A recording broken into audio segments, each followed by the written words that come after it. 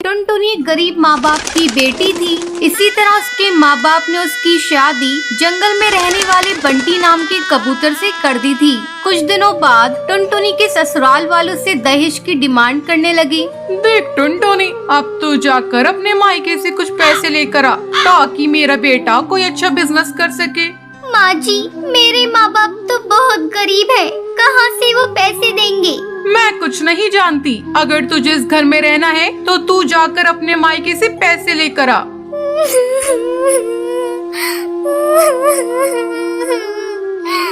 ठीक है माँ जी, मैं जा रही हूँ, लेकिन मुझे नहीं लगता कि मेरे माँ बाप आपकी डिमांड को पूरा कर सकेंगे।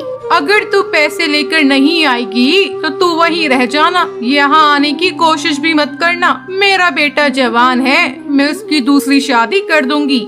मजबूरी में टुनटुनी अपने मायके जाती है, लेकिन अपने माँ बाप की हालत देखकर वो उनसे कुछ कहती नहीं है। एक दिन टुनटुनी को उल्टी होने लगती है। क्या हुआ बेटा, तुझे उल्टियाँ क्यों हो रही हैं? बेटा मुझे ऐसा लग रहा है जैसे तू माँ बनने वाली है। ये सुनकर टुनटुनी चिंतित हो जाती है और अगले ही दिन अपने ससुराल जाती है। आ बहुआ, ये ले मिठाई खा। तेरी माँ ने पैसे दिए हैं ना, मैं कल ही बंटी का नया बिजनेस शुरू करवा दूंगी।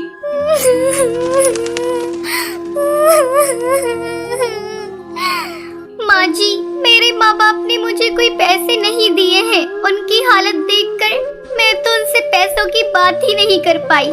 तू यहाँ क्यों खड़ी है? चल निकल मेरे घर से। अब मैं अपनी बेटी की दूसरी शादी किसी पैसे वाली चिड़िया के घर में करूँगी। ऐसा कहकर टुनटुनी की सास बबली कबूतरी उसे धक्के मारकर घर से बाहर निकाल देती है। टुनटुनी रोती रोती अपने मायके जाती है और समय आने पर एक नन्ही चिड़िया को जन्म देती है। टुनटुनी दूसरों के घरों में झाड़ू पोछा करके अपनी बच्ची को पालने लगती है। ऐसे ही कई साल गुजर जाते हैं। एक दिन जब टुनटुनी की बेटी भूरी स्कूल से घर आती है। माँ, ये देखो मेरे जूते फट चुके हैं। मेरी सहेलियाँ मेरा मजाक उड़ाती हैं। मुझे नए जूते ला कर दो, तभी मैं स्कूल जाऊंगी।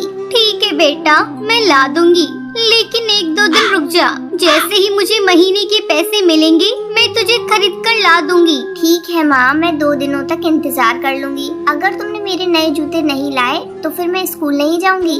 2 दिनों बाद जब टुनटुनी भूरी के लिए जूते खरीद कर लाती है, भूरी उसे देखकर खुश हो जाती है। माँ, ये जूते तो बहुत सुंदर हैं। मैं अभी अपनी सहेली को दिखा कर आती हूँ। इसी तरह समय गुजरने लगता है। भूरी अब बड़ी हो जाती है। टुनटुनी को भूरी की शादी की चिंता सताने लगती है। अब भूरी शादी के लायक हो गई है, मुझे कोई अच्छा चिड़ा देखकर उसकी शादी कर देनी होगी। ऐसे में एक दिन भूरी टुनटुनी के पास आकर उसे बताती है। माँ, मैं नदी पार जंगल में काम करने वाली एक कालू कौवे से प्यार करती हूँ। तुम कहो तो मैं उसे लाकर तुमसे मिलवा दूँ। ठीक है बेटा, तुम्हारी जैसी मर्जी। अगर तू उस कौवे के साथ खुश है तो मैं भी खुश हूँ। भूरी उस कालू कौवे को टुनटुनी से मिलवाती है। जल्दी उन दोनों की शादी की तारीख पक्की हो जाती है। एक दिन भूरी जब अपने बॉयफ्रेंड कालू के साथ घूम रही थी, तभी उसके हवाई मोटर का एक्सीडेंट हो जाता है और इस हादसे में भूरी की आंखों की रोशनी चली जाती है। तब टुनटुनी डॉक्टर से कहती है,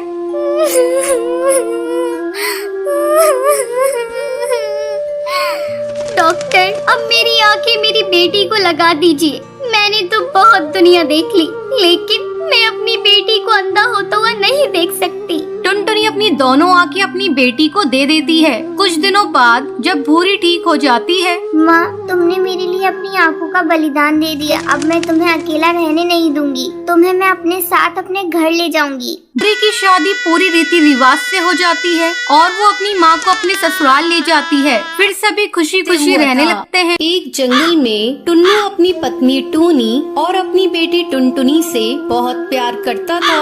टूनी, मैं तुम दोनों के बिना जीने की कल्पना भी नहीं कर सकता। अगर मुझे कुछ हो जाए तो तुम मेरी बेटी का ख्याल रखना। मरे आपके दुश्मन, आप ऐसी बातें क्यों करते हैं जी? आपकी उम्र तो 100 साल हो, आपको मेरी भी उम्र लग जाए। पापा, आपने मेरे लिए क्या लाया? बेटा, आज मैं तेरे लिए तेरी मनपसंद जूते लेकर आया हूँ। इसे पहनकर मुझे दिखाओ। टुनटुनी जूते पहनकर टुन्नू को दिखाती है। पापा ये जूते तो बहुत सुंदर हैं। मैं कल इसे अपनी सहेलियों को दिखाऊंगी। आप दोनों बाप बेटी बातें कीजिए, मैं आपके लिए खिचड़ी बना कर लाती हूँ। टूनी जैसे ही खिचड़ी बनाने के लिए किचन में जाती है, वो बेहोश होकर नीचे गिर जाती है। पापा जल्दी आओ, देखो माँ गिर गई। टुन्नू दौड़कर वहाँ पर आता है। अरे ये टोनी को क्या हो गया? मैं अभी डॉक्टर को लेकर आता हूँ। टुन्नू डॉक्टर को घर लेकर आता है। डॉक्टर टोनी का चेकअप करती है। बधाई हो, आपकी पत्नी माँ बनने वाली है। अब आपको इनका बहुत ख्याल रखना होगा।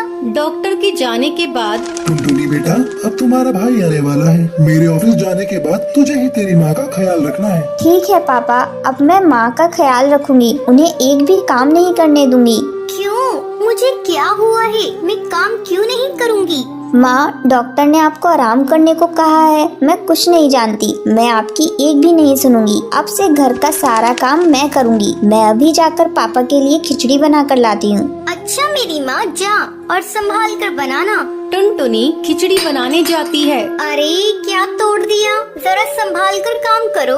वो कुछ नहीं माँ, चावल का डब्बा नीचे गिर गया था। थोड़ी देर बाद टुनटुनी खिचड़ी बनाकर लाती है। पापा ये लो खिचड़ी, और खाकर बताओ ना कैसी बनी है। टुन्नू खिचड़ी खाता है। खिचड़ी तो बहुत अच्छी बनी है। टोनी तुम भी खिचड़ी खाकर देखो। वाकई टुनटुनी ने खिचड़ी बहुत अच्छी बनाई है। माँ, आज रात का खाना मैं ही बनाऊंगी। बेटा मैं बना लूंगी, तुम इतनी परेशान मत हो। नहीं माँ, तुम आराम करो, मैं कुछ भी बनाकर पापा को खिला दूंगी, तुम भी खा लेना। धीरे धीरे समय गुजरने लगता है। टुनटुनी टोनी को कुछ भी काम करने नहीं देती थी। टोनी की माँ मीनू चिड़िया उसके घर आती है। टुन्नू बेटा, मैं टुनटुनी और टोनी को अपने घर ले जाना चाहती हूँ। ये छोटी सी बच्ची कब तक अपनी माँ की देखभाल करती रहेगी? नहीं माँ, मुझे मायके नहीं जाना। यहाँ टुन्नू और टुनटुनी मेरी बहुत अच्छी तरह से देखभाल कर रही है। मेरी बेटी बहुत सियानी हो गई है, वो मुझसे बहुत प्यार करती है। अच्छा ठीक है टोनी, जब बच्चा हो जाएगा तब मायके आ जाना। ठीक है, मैं अब चल रही हूँ। एक दिन अचानक टूनी के पेट में दर्द होने लगता है। उस समय टुन्नू जंगल लकड़ियाँ लेने गया था। घर पर अकेली सिर्फ टोनी और टुनटुनी ही थी। टुनटुनी बेटा, मेरे पेट में बहुत जोरों का दर्द हो रहा है, मुझे जल्दी से अस्पताल ले चल।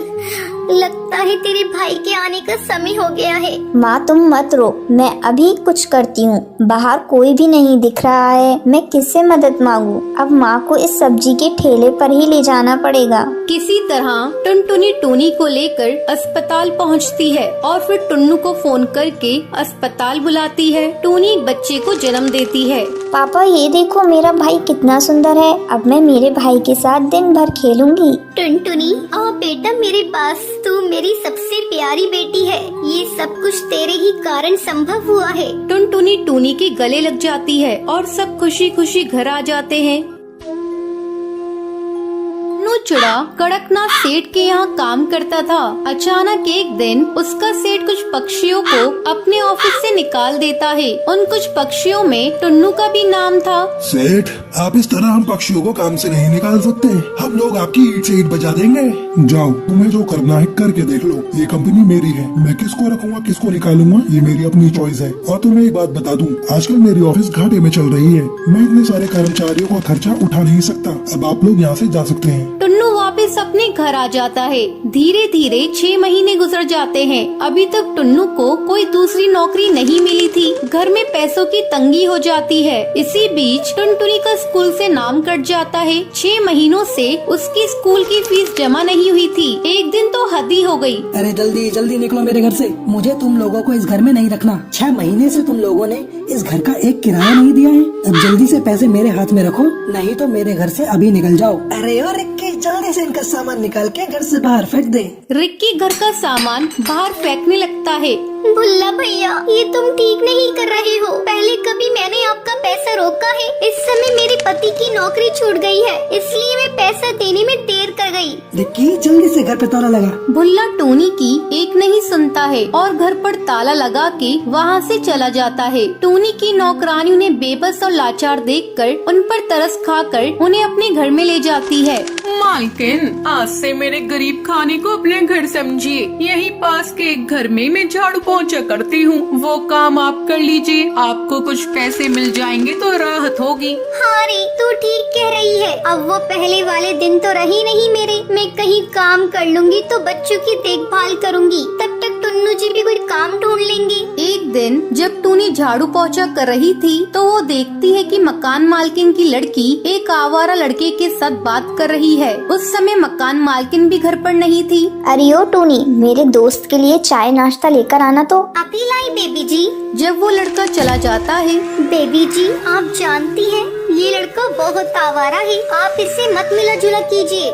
खबरदार जो तुम मेरे मामले में बोली तो। और हाँ, इस बात को मेरी मम्मी को मत बताना, नहीं तो तुम्हारी खैर नहीं। जब शाम को टूनी की मालकिन घर आती है तो बुलबुल टूनी की शिकायत उससे कर देती है। टूनी की मालकिन बिना कुछ सोचे समझे उसे घर से निकाल देती है। तब टूनी टुन्नू से कहती है, सुनो जी, मैं सोच रही हूँ क्यों न ठेले पर ये ढाबा खोल लिया जाए, लेकिन सोच रही हूँ इसके लिए पैसे कहाँ से लाऊं। टूनी, तुम चिंता मत करो, मैंने अपना हवाई मोटर गिरवी रखा था, मैं आज ही उसे जाकर बेच आता हूँ और तुम उस पैसों को लाकर ढाबा खोल लेना। हाँ जी, अगर भगवान ने चाहा तो अपने बुरे दिन जल्दी ही गुजर जाएंगे। आप जल्दी जाइए और जल्दी से पैसे लेकर आइए। टुन्नू अपना हवाई मोटर बेच देता है और उन पैसों से टूनी अपना ढाबा खोल लेती है। टूनी, तुम्हारे हाथ के बने कड़ी और चावल बहुत ही स्वादिष्ट है। आज तक मैंने ऐसे कड़ी और चावल कहीं नहीं खाए। हाँ हाँ बहन, तुम बिल्कुल सही कह रही हो और दाम भी बहुत कम है। धीरे धीरे टूनी के ढाबे पर भीड़ लगने लगती है। टूनी इतनी दयालु थी कि वो गरीबों को मुफ्त में खाना खिलाती थी। टूनी की बच्ची कमाई हो रही थी। एक दिन टूनी ढाबे का सामान लेने बाजार जा रही थी, तभी वो देखती है, अरे ये गुंडा मवाली तो मालकिन की बेटी से जबरदस्ती कर रहा है। मैं कैसे मालकिन की बेटी को इससे बचाऊं? टुन्नू को यहाँ फोन करके बुलाती हूँ। टूनी टुन्नू को फोन करके बुलाती है। क्या हुआ टूनी, तुम घबराई हुई क्यों? टुन्नू जी, आप ढाबे के पास पीपल वाले पेड़ पर आ जाइए। वहाँ एक गुंडा मालकिन की बेटी से बदतमीजी कर रहा है। साथ में 2-4 पुलिस वालों को लेते आइएगा। टूनी, तुम घबराओ मत, मैं अभी आया। टुन्नू जल्दी इंस्पेक्टर को लेकर वहाँ पहुँच जाता है। इंस्पेक्टर साहब, जल्दी से इस गुंडे को गिरफ्तार कर लीजिए। इंस्पेक्टर जल्दी से उस कालू बदमाश को गिरफ्तार कर लेता है। तब बुलबुल, टूनी बहन, मुझे माफ कर दे, मैंने तेरे साथ बहुत बुरा किया था। इतनी देर में बुलबुल की माँ भी वहाँ पहुँच जाती है। टूनी, आज तूने मेरी बेटी को बचाकर बहुत बड़ा उपकार किया है मेरे ऊपर। मैं भी तुम्हारे ऊपर एक उपकार करना चाहती हूँ। मैं अपना कुछ पैसा तुम्हारे ढाबे में लगाना चाहती हूँ। अब तुम एक ढाबे की जगह एक बड़ा होटल खोल लो। टूनी, ना मत कहना, मुझे बड़ी खुशी होगी। मालकिन, आज आपकी वजह से मेरा सपना साकार हुआ है। इस होटल का उद्घाटन आप ही करेंगी। हाँ हाँ टूनी, क्यों नहीं। तुम जैसे नेक और भली चिड़िया की मदद करके मुझे बहुत बड़ी खुशी मिली। अब बिना समय गवाए होटल का उद्घाटन करते हैं। टूनी के अब गरीबी के दिन कट चुके थे। अब वो हंसी खुशी अपने परिवार के साथ जीवन बिताने लगी थी।